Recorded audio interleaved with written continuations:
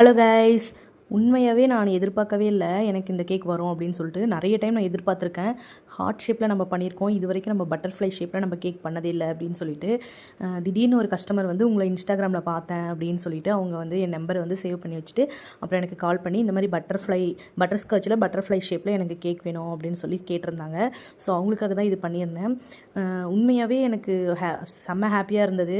பரவாயில்ல, நம்மளோட Instagram page வந்து அந்தளவுக்கு ரீச் கொடுக்குது.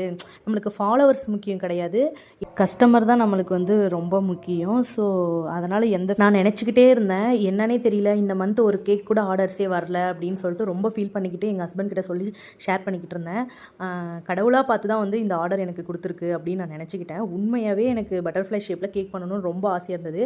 இது வரைக்கும் நான் பண்ணதே இல்லை. இப்போ தான் ஃபஸ்ட் டைம் பண்ணியிருந்தேன்.